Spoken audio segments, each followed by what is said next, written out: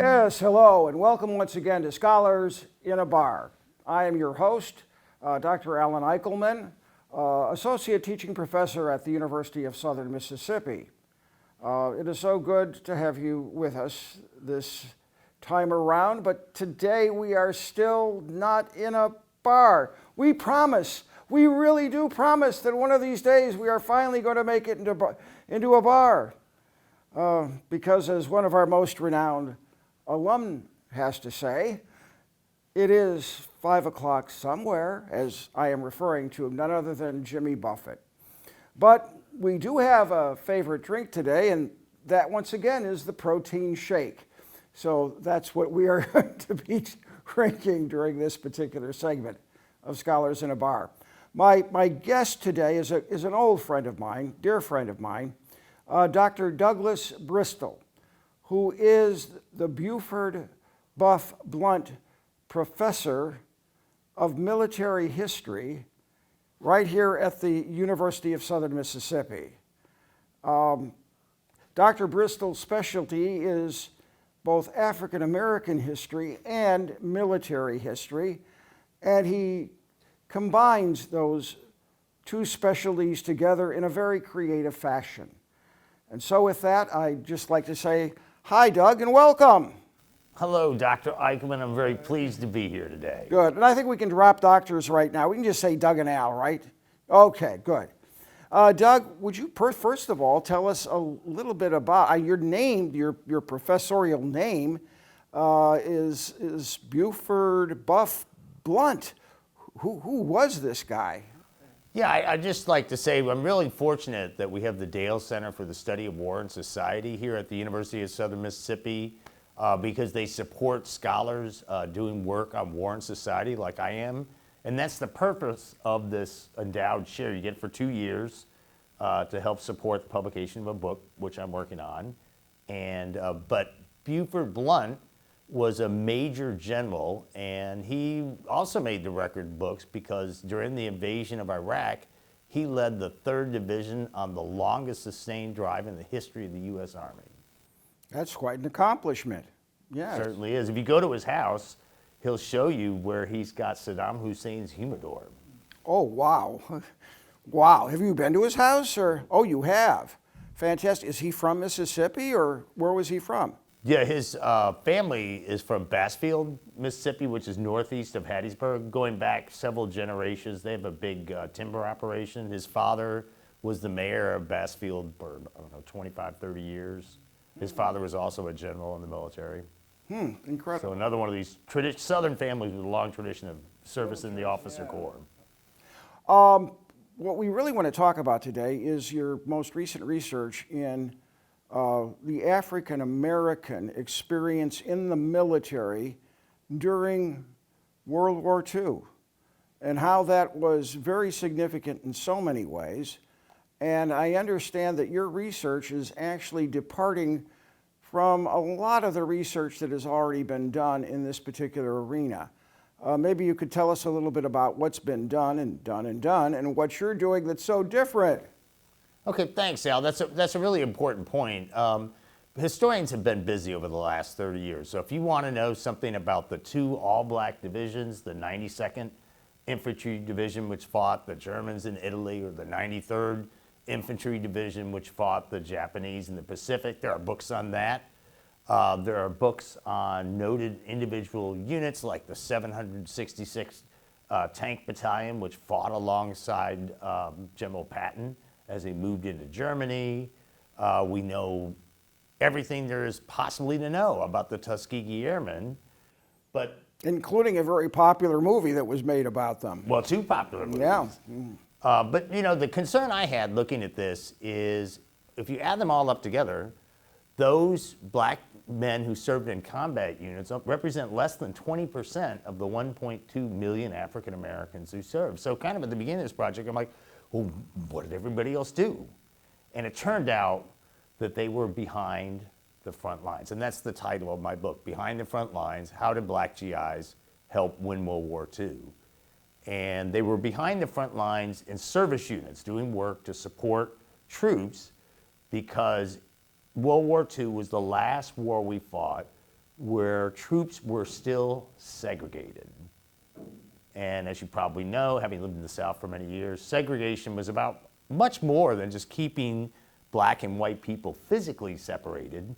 It was this extensive formal and informal system that in essence was designed to keep people in their place. And within the military, which had long had a tradition of segregated units, the place for black soldiers had been labor battalions, right? They're much more likely to be issued a pick or a shovel than a rifle. So they had a history in, for example, in World War I of doing mainly menial labor. And this is what's really exciting now. There's a happy ending in World War II. Okay, you're going to tell me that happy ending in just a bit, but isn't it true in general that there are more support troops during that war than there were combat troops, but a greater percentage of those support troops were African American? Is that a fair statement? Yeah, and World War II, for reasons we'll discuss, I'm sure, shortly, was just different. There are only 24% of the troops in World War I were support forces. So at that point, most were combat. World War II, majority of the troops are in service forces, just because warfare is so much more technologically sophisticated and our supply lines were so incredibly long, spanning around the globe. And it takes the military a while to really adapt to how are they going to make this military function. And you're right, black soldiers are the key personnel. They're the ones who are available to do that job, and that has good outcomes for them. And essentially, it highlights the role of logistics in general, because without good logistics, an army's in trouble in this day and age, for sure. Well, you know, it makes me think, there's a very famous historian of military logistics, Martin van Creveld, and in the introduction into his book, he said, for every shelf full of books on strategies and tactics, there's one book on logistics. It's just been a neglected area of research in military history, and I think that might help explain partially why these servicemen have been neglected, because, you know, there's no history of white servicemen either in service units. So what were some of the significant roles in these service units that African American troops played? Okay, so this is the change. So at the beginning of the war, to be honest, I have surveys that the Army took. We've got interviews of man on the street, the Library of Congress did. If you look at black newspapers, African Americans were not excited about serving in World War II because the big promises had been made that if they served in World War I, that they were going to come back to a much more equal America, and it simply didn't happen. And so there was a lot of skepticism in World War II, and then people get drafted and end up digging latrines. And this does not seem like the best way that they could serve their country. And so they resisted that. And here's my insight, or at least I think it is, and how the book I'm writing will be very different than what's out there. If you're looking at dissatisfied soldiers who are performing menial work that's very similar to jobs they would have had in civilian life, because after all, that's why the military is giving them menial jobs. It fits the place of black men in American society. I argue the best way to understand them is to look at them as workers in a military workplace. Because in fact, if you look at oral history interviews, that's how they thought of themselves.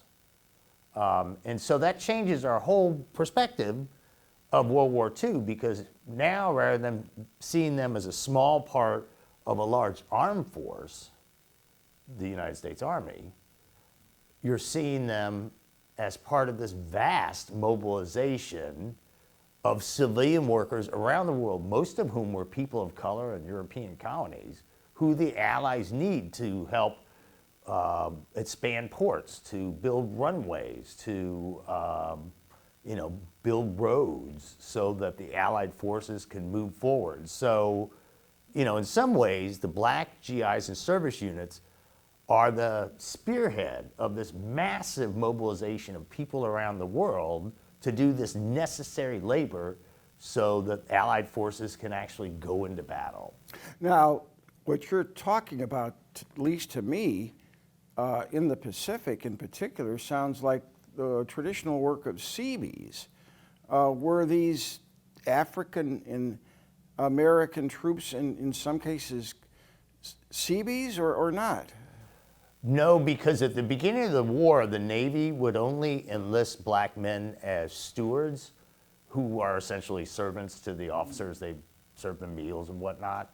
And the Seabees aren't actually created till during World War II. Oh, okay. But there was a long tradition of black engineers. So that's who's doing most of this work. There's a lot of work being performed by engineering men in the engineering corps. Okay. Were there some other types of work that was being done by African American, non-combative work that was being done by African American troops? Yeah, well, here's what gets exciting.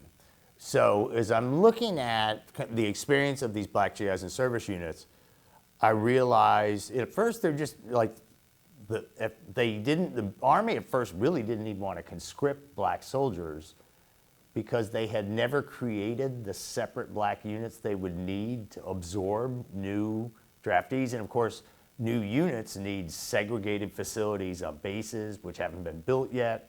So there's a resistance to drafting them at all.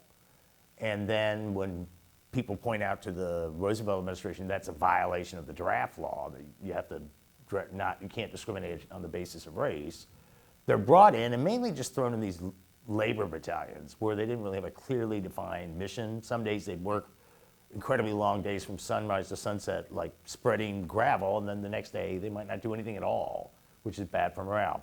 So this is the really big turning point that I found.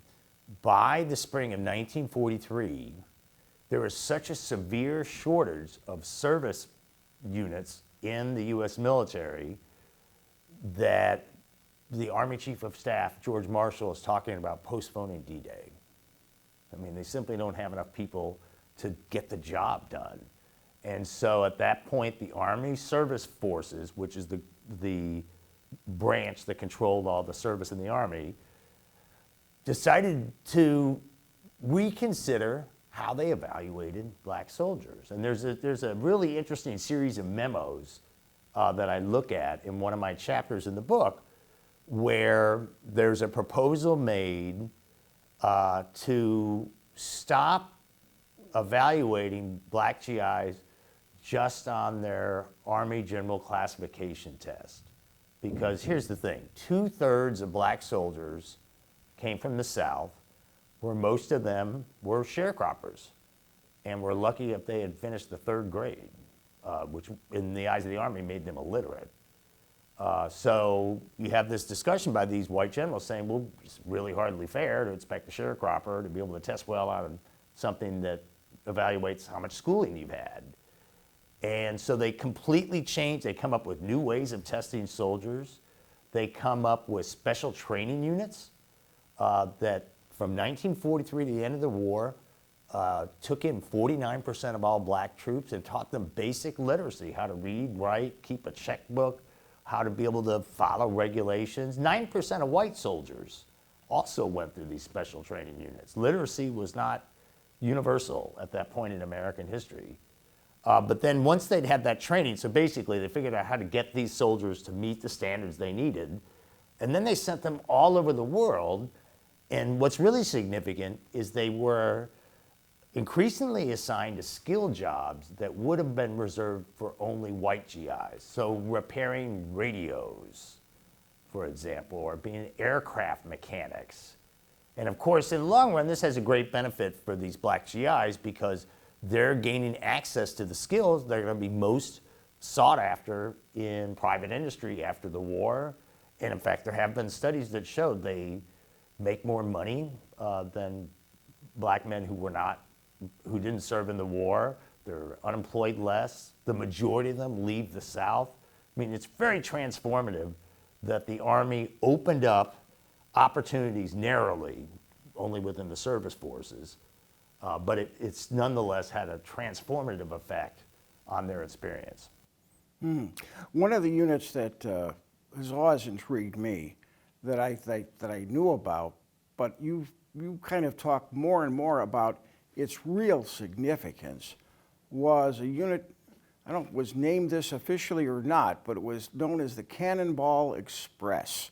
Can you tell us a little bit about the Cannonball Express? Well, it was the Red Ball Express. Oh, the Red Ball Red Express. Ball Excuse me, Express. the Red Ball Express. But yeah, certainly. So this is actually a really good example of how, as the military adopted modern warfare, which essentially meant copying the successful tactics of the Germans had used in the Blitzkrieg, put all your men in transportation, right? Put them on wheels so they can move fast and keep up with tanks and aircraft. As they did that, they simply hadn't worked out a system to keep all this going. So the Red Ball Express was created because General Patton's advance with the Second Army had to be stopped because they ran out of gas.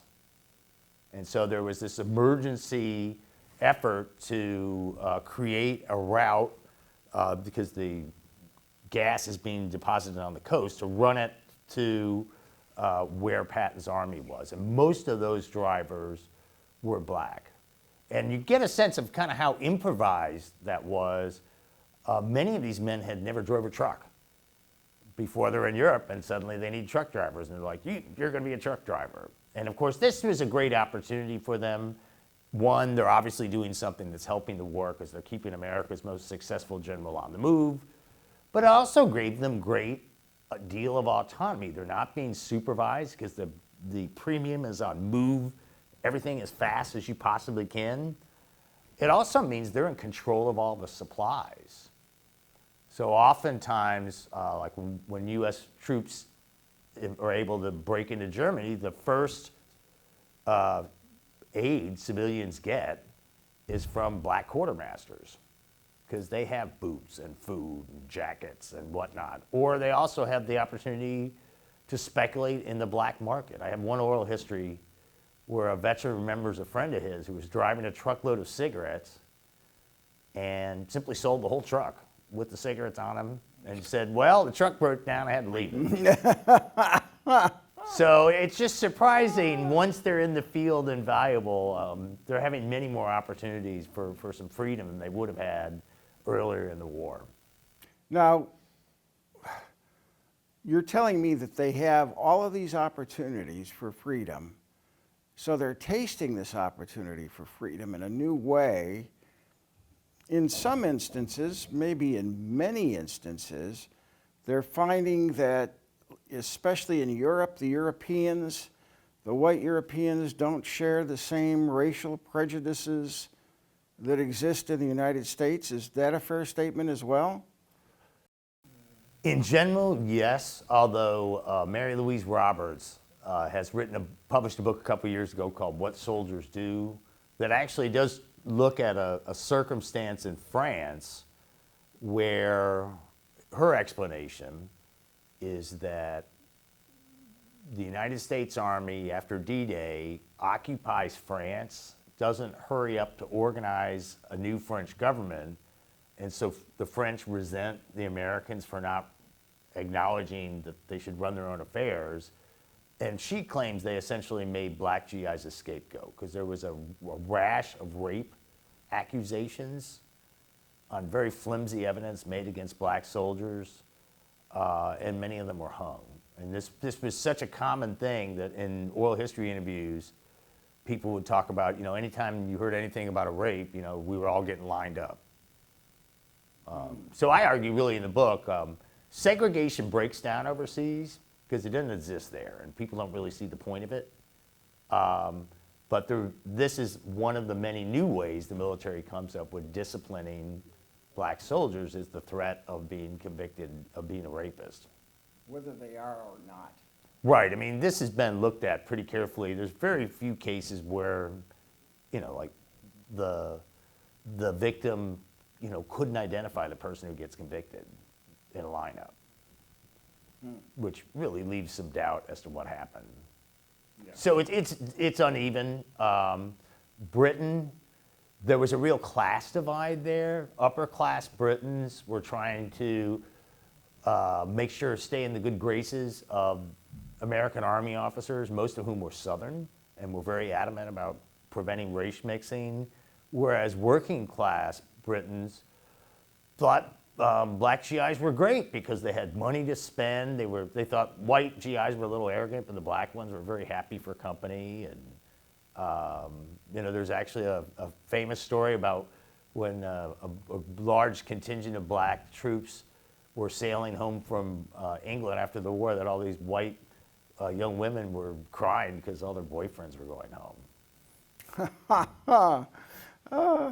Well, when they get home, finally, it's VE Day, VJ Day, and all of a sudden these guys are coming home. This has to have a really tremendous impact then on American society in terms of how they re-enter that society and injustices that they probably now even perceive as being greater than their perception of those injustices were previously. Is that correct? Yeah, it's true. It's interesting. A lot of attention has been paid to the fact a significant minority of black GIs went home and became involved in the civil rights movement. So probably the example you're most likely to be familiar with, Medgar Evers, was a World War II veteran. And of course, he goes on to become the first secretary of the NAACP for Mississippi. And so there is that frustration, and part of that's driven by the abuse that black GIs got when they came home. Jason Morgan Ward, who's written some really insightful books on the segregationist movement, argues that it starts in World War II because these unprecedented opportunities that are presented to black men, in the eyes of some people who really believed in Jim Crow, it was just an insult to see a black man in a uniform. Like, that enough was like the world upside down. And so there was a movement to let black veterans know that things had not changed in the South. And I think the most dramatic story involves Isaac Woodard. So Isaac Woodard had been discharged, hasn't seen his wife in 4 years, so he's very excited to go home in South Carolina. He's still wearing his uniform because he's coming home from the base. He, at one of the stops, had a little argument with the bus driver because he wanted to get off to use the bathroom. Didn't think much of it, except at the next stop, it turned out that the bus driver had radioed ahead to the local police, who bring him off the bus and demand that he take off that uniform because it's offensive to them. And he's like, these were all the clothes I have. And they thought that was being uppity. And so they beat him so severely that he lost his eyesight and was blinded. And he went on a speaking tour for the NAACP. Many veterans were targeted for violence and terror. But there's another part of the story. I mentioned 60% of black veterans move after the war, and it's mainly Southerners moving to the Midwest and to the West Coast. And so that's not their story. Their story is about getting jobs in major corporations like General Motors, and really having a lot of prosperity. Did that movement, that 60% movement after the war, how did that impact the labor structure in the South? I would have think that would have had a devastating effect in terms of needed labor in the South. Did it or not? Yeah, it did. It really put the nail in the coffin of traditional plantation agriculture, because so many people, 1 million African Americans left where they lived to migrate to cities with defense plants. So during the war, you're losing black workers to the military. You're losing them to war centers like Detroit or Mobile. And so it's in 1948 when we see the first mechanical cotton picker. So they mechanize the crop. That was the labor.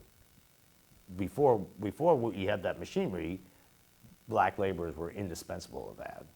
So the departure of millions of black people from the South essentially forces agriculture to change. But it also means the departure of numerous consumers from the South.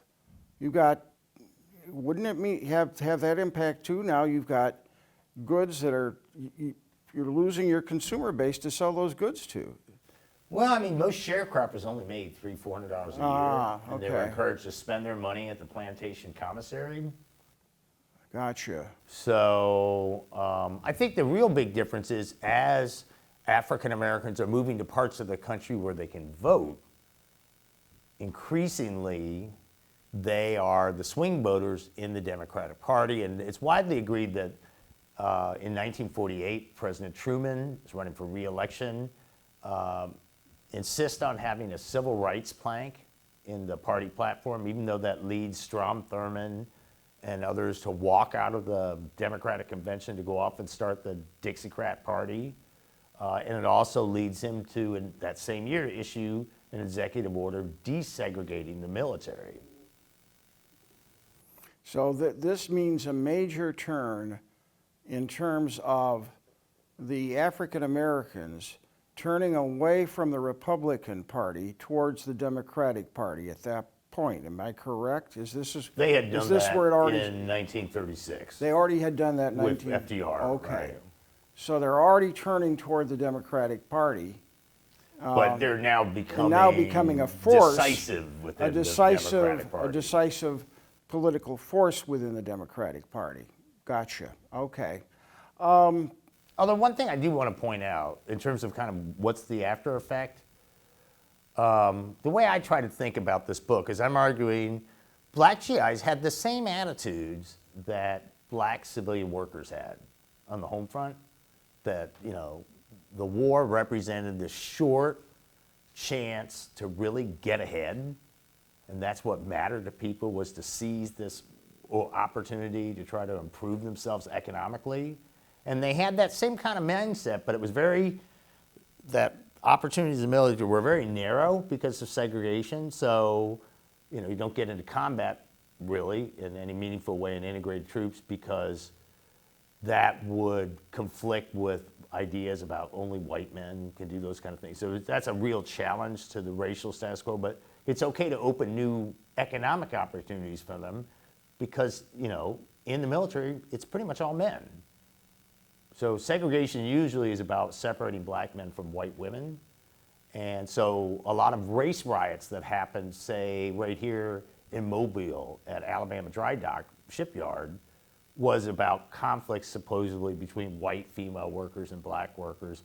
Because the Army is all men, except for a small number of WWIIs, I argue this is why things kept getting better in the military in terms of more opportunity. And then, you know, 48, we see the beginning of desegregation. Whereas back home, the civilian workers all lose their jobs after the war. So in many ways, the military offers more economic security to black men post-war than the civilian economy does. Okay. There's one interesting story I'd like you to share with us before we close this segment, and that's about something that happened not too far from here, involving, again, an African-American veteran of World War II and a bus driver. Would you like to share that story? Sure, that really gets to the point of, to some white Southern men, the idea of a black man in uniform is just an insult. There were two black soldiers. So this is soldiers were using public transportation to get to and from Hattiesburg from the nearby military base, Camp Shelby, which was very large and was one of the major places where people had to train before they shipped out. And when they got on the bus, the driver had yelled at the men to move back, to leave empty seats towards the front for white passengers. And there had been, the other soldier argued with them a little bit, but they moved the little white placard that on top of the seat and got back there. And so it seemed like everything was fine until at the next stop, the other black soldier just kind of adjusted the placard, which enraged the driver. He's like, what are you doing? And he just shoots him for no reason other than he's a black soldier in uniform. And there was one advocate for black soldiers in the War Department, the civilian aide to the Secretary of War, who was an African-American man.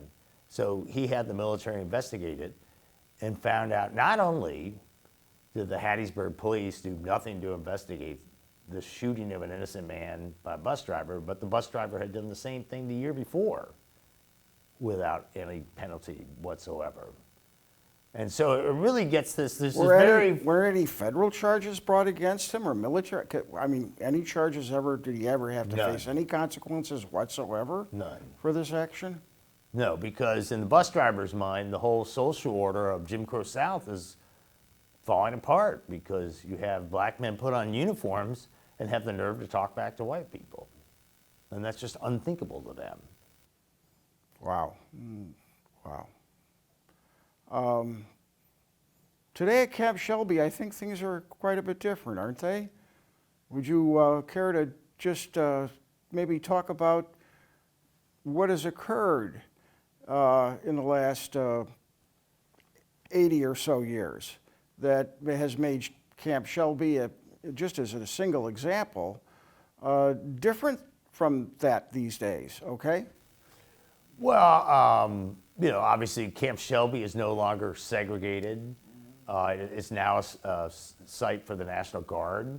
But just more generally, I mean, in many ways, the Army and the U.S. military is probably the most successful institution at dealing with racial discrimination. I mean, there's still lots of problems in the military, but, we saw Colin Powell become the chairman of the Joint Chiefs of Staff.